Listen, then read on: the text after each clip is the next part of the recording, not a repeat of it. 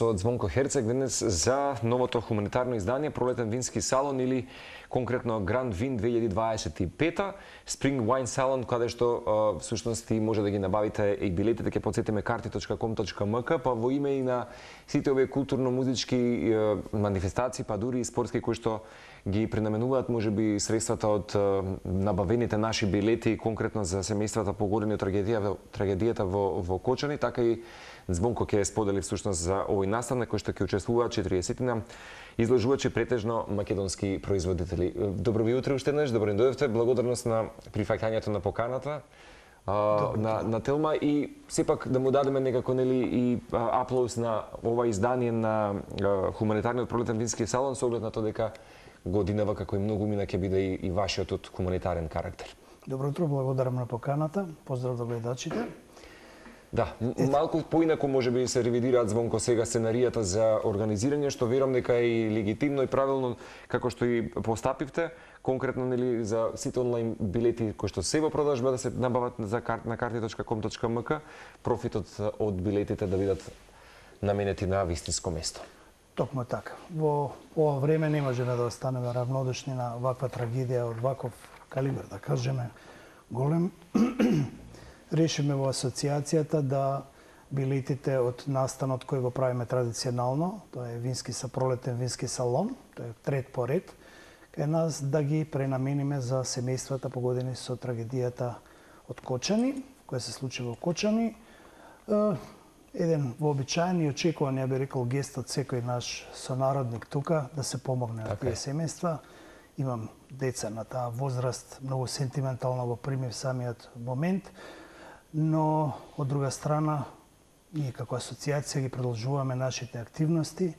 Една од тие активности е и овој Пролетен вински салон, кој има идеја да ги прикаже новите вина кои ќе се појават на пазар за 2025 година. Не е во формат на прослава, туку е во формат на дегустација, запознавање со вината, представување на новите берби, купажи, нови производители, возници и така натаму. За кого се е наменет овој настан? Дали само за оние искусни познавачи на виното или може буквално и за вистинските љубители на добрата глутка вино да дојдат и да уживаат во најразлични вкусови?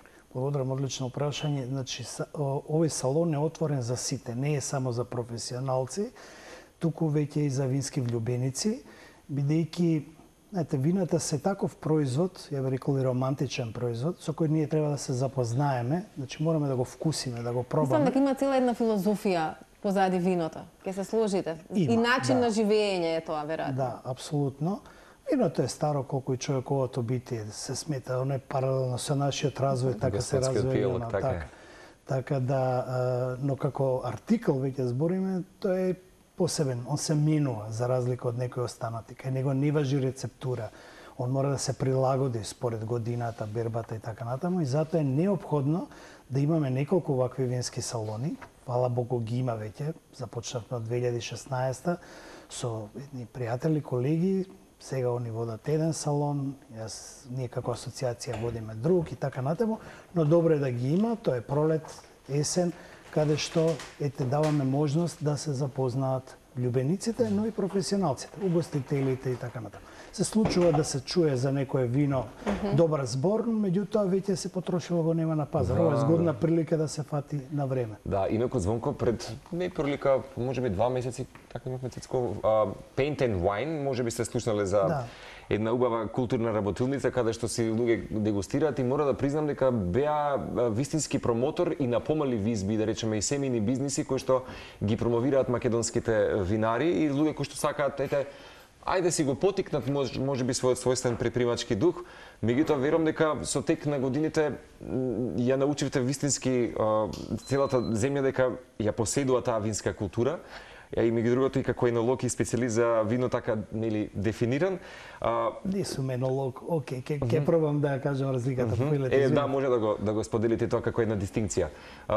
Дали е добра прилика токму и масом и овој, да речеме, вински пролетен салон да не доближи можеби тие помали вински култури и семејни бизниси кои што ги имаме?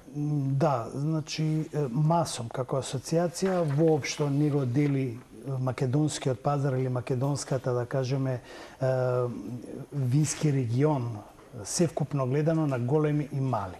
Имаме голема слика, со сите комуницираме, за сите сме отворени, имаме своје размислување, секој од тие винари, овие мозаик, дава свој дел допринос во Македонија како една, препознавање на Македонија како една винска земја. Значи не можеме да се ослониме на едни или други и нити па сакаме тоа. Па и да се абстрахираме од самата култура која што имаме, така е? Апсолутно. Имаме ние, видите, културата, винската култура се движи од исток према запад. Ние сме некако се завртени на запад, немам ништо против. Значи, кога зборам на исток-запад, не мислам никогаш на политички граници. Тоа за мене е некако малце со повеќе космополитски дух, да кажеме. Но, треба да се знае дека многу поодамна поминале патиштата низ овие територии, низ оваа земја. Имаме, да, имаме многу сведоштва за конзумирање вино, за винска култура, за дел од религијата кај нас православната, значи како сакрален момент самото вино и така натаму. Така да никогаш не ја напуштаме таа, ние сме наследници на таа винска култура и ова што сега имаме и да кажеме винари со помал формат, значи со помало производство, е можеби еден подобар допринос во смисол на развивање сега на една нова гранка, би рекол, кај нас, а тоа е винскиот туризам. Значи да дојдете некому дома, да пробате македонско, автентично, домашно вино, да кажеме, и така натаму, е посебно чувство. Обично велат, вака меѓу винските професионалци, велат, ако не се ги извалкаш кондурите малку, не можеш да знаеш многу за вината. Се мисли, треба да се влезе во лозјето, да се почувствува тој амбиент. Да. Звонко, притмалку споделивте, ако некое вино е добро, веднаш потоа брзо се слуша за него и е распродадено, да речам, во смисла на тоа дека потешко е да се стигне до него. Верувам дека на овие вински салони се презентираат вина, но прашањето ми води во следнава насока. Ние како Поднебје важиме, нели, за одличен вински регион, предпоставувам ќе се сложите со мене. Имаме ли сега некое вино или кој вкус е можеби во моментов на врвот? Што се преферира вака последниот период? Вака, значи, ние малце сме, да кажеме, својствени на она што ни е Балканот како култура и поврзано и со, нели, со гастрономијата, со исхраната. Најчесто, како една препорака, кога патувате негде надвор и кога размислувате кое вино би го одбрале, одберете го традиционално виното кое се произведува во регионот, бидејќи тоа е најлесно поврзано со одредена храна. Во тој контекст, и кај нас вината се некако задржани малку доцними од она што се светски трендови, а тоа е следното. Во светот трендовите се да се пијат поелегантни вина, вина со помалку алкохол, 12,5, 12, 13 максимум проценти алкохол, иако тоа е најнебитната работа во самото вино. Вина кои се овошно водени, значи носат јасна ароматика на сортата од кој се направени. Додека кај нас имаме еден, да кажеме, модел кој е вака општо прифатен се уште, ново менување сме и ние, малку доцнема, тука се бориме, се уште се силни, моќни, структурни вина кај нас на пазарот и се уште производството оди во таа насока, иако последните информации од последните неколку години, односно информацијата која пазарот ја дава, ако бевме до сега препознавани како земја за црвено вино, се повеќе се троши бело вино, можеби 70 према 30%. Тоа е веќе еден индикатор што самата публика или конзументите го даваат во насока дека сепак се за по-оваа елегантна варијанта, односно ова што се веќе неколку години светски вински трендови да полека се менува кај нас. Често пати, еве, баш така некако сега ми го поддржавте моментот и правилото дека најдобрите вина се тие кои јасно ја нудат експресијата од Поднебјето каде што си нели доаѓаат. кога веќе го спомнавте енолог и специјалист за вино и сомелиер, да, бидејќи по некој пат ги мешаме, каде се испреплетуваат можеби овие две термини, чисто? Они се движат во иста насока, значи работат за виното, но на од два различити аспекти. Едниот го создава, другиот го дегустира или? Не, го дегустираат и енолозите. Прво енолог е академска титула овакво. Која што ја поседуваат од двете. Да.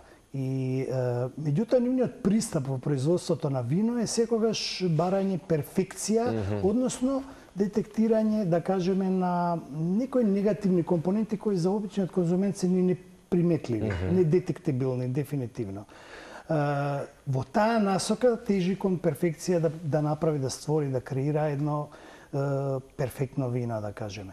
Додека сомелиерот, неговата улога би била да сите позитивни аспекти од виното ги пренесе на еден едноставен начин на неинволвираните конзументи, така ги викаме, значи луѓето кои не се бават професионално во тоа, да им го представи на еден добар начин. Тоа не значи да ги сокрие овие мани што ги има, но доколку не се детектибилни за обичен конзумент, да го ревидира нештото. Да, ете така.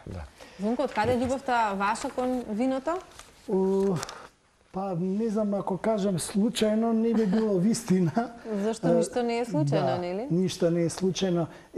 Имав компанија која се бавеше 20 и нешто години со дистрибуција на пијалоци и во даден момент кога решив нешто да увезам во премиум сегментот, се покажа дека треба да имам познавање за вина и јаки алкохолни пијалоци и така тргна тоа изучување надвор по светот, каде што во даден момент па реков, па и не морам да се бавам веќе со трговија, тоа е прилично напорно, прилично напорно и бидејќи немаше кај нас можност за такви обуки, мислам, никој не ги спроведуваше, се роди таа идеја да ете преку оваа асоциација, а воедно и ќе ја спомнам и винаријата Тиквеш, која ја Pruvit програм провайдер за една светска школа за вино, која се вика Wine and Spirits Education Trust, која има 900 школи во светот, каде што по исти програм се работи, без разлика дали сте во Токио, Лондон или Скопје, тоа е програмот, тоа е начинот.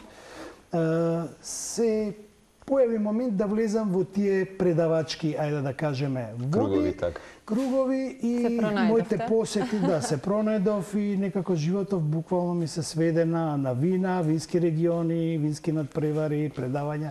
Многу подобро веројатно од ова со трговија. Дефинитивно. Него ме прашав затоа што и дел од моето обкружување во тие некои подоцнежни години открива сосема нешто ново, а тоа е љубовта кон виното и нели начинот на целата таа филозофија на живење која што и пред малку ја споменав и затоа е навистина ретка привилегија да можете да влезете во тој свет и убаво е што ги организирате овие саеми, затоа што споменавте имате и пролетен и есенски и убаво е во текот на годината, но во неколку наврати да се посветиме на овој господски напиток, како го споменати. Да ги поканим уште еднаш гледачите, 29 март, тоа е овој викенд. Во 13 часот, така?